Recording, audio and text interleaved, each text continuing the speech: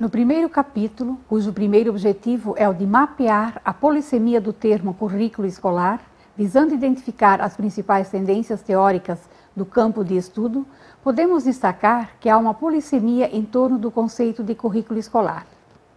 Você já parou para pensar e definir o que é currículo escolar?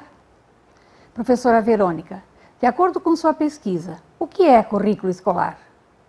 Uma pesquisa recente realizada com professores e alunos do Vale do Itajaí, em Santa Catarina, revelou que o currículo escolar é projeto, planejamento, regras, normas, grade, conteúdos, disciplinas, documento e processo. Historicamente, ao currículo era atribuído como a sequência linear e ordenada de conteúdos a serem estudados ou o conjunto de disciplinas que compõem um determinado curso. Vemos que o currículo escolar é ainda entendido como conteúdos e ou disciplinas a serem estudadas. Afinal, o que diz a literatura em relação à definição do termo currículo? Atualmente, o currículo é percebido como um terreno contestado e, portanto, não há consenso em torno do que seja currículo escolar. Por isso, a polissemia do termo. Construir o conceito de currículo e conhecer a história é imprescindível para perceber as ideologias e a questão do poder nele imbricado. O termo currículo deriva do verbo latino currere, que significa caminho ou percurso, jornada, trajetória. Com o objetivo de caracterizar o surgimento do currículo escolar, por meio de seus diferentes movimentos históricos, você perceberá que esta polissemia do campo fica evidente. Veja como o fragmento do filme a seguir, O Sorriso de Mona Lisa, mostra um pouco disso.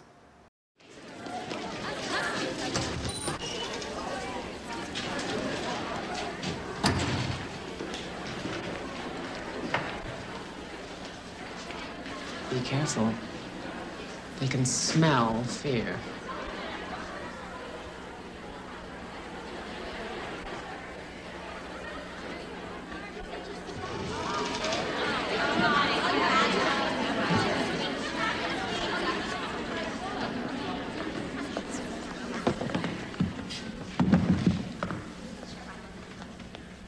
Good morning.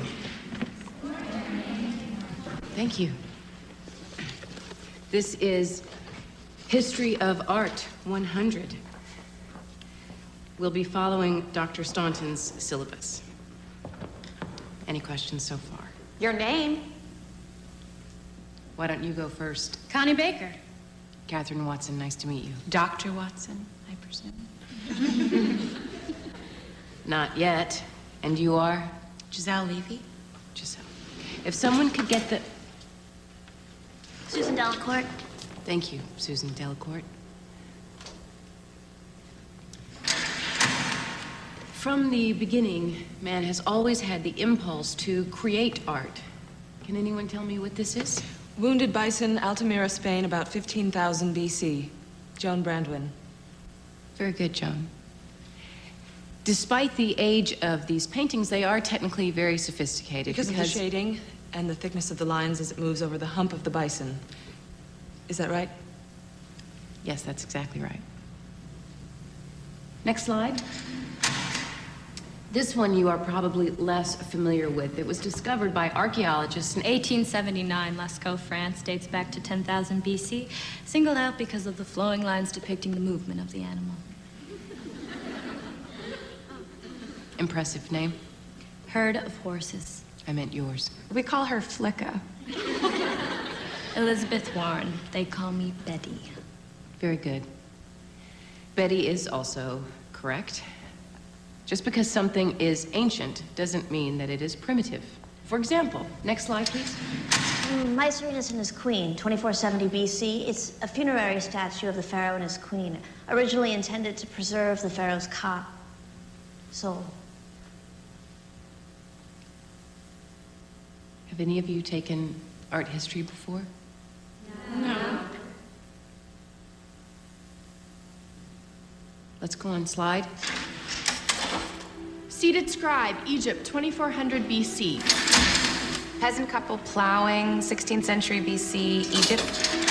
Snake goddess, Minoan, 1600 BC. Victoria door fresco, Minoan, 1600 BC. Funeral mass, Mycenaean, 1200.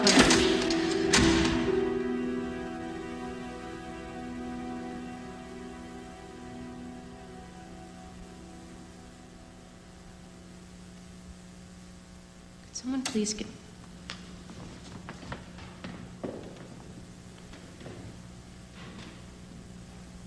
Thank you.